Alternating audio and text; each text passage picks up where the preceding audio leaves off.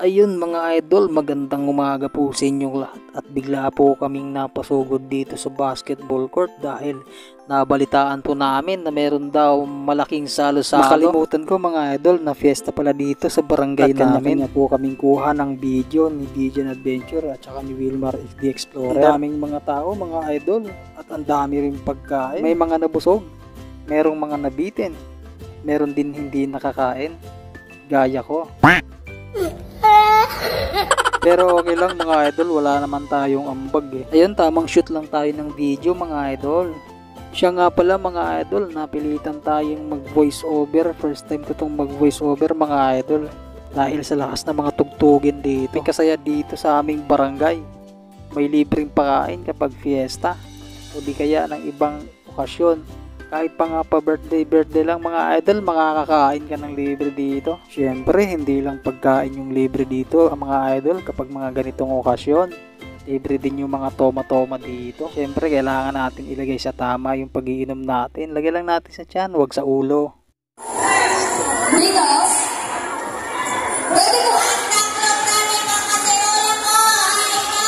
At ayun na nga mga idol, may nanawagan. Nawawala daw yung takip ng kanilang kasirola. Sino ba ang may salarin? Sino ang kumuha ng takip ng kasirola?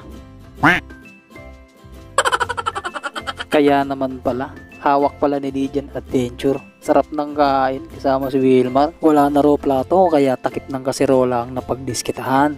At ayan, meron silang nilulutong konting palaro para sa mga bata at syempre para sa mga matatanda. Ayan na at mag-uumpisa na.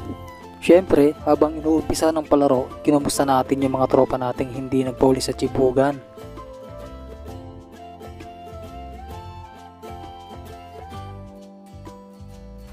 At nagumpisa na ang palaro para sa mga bata. Siyempre, pag-usapang palaro, hindi nawawala dyan yung mga bata.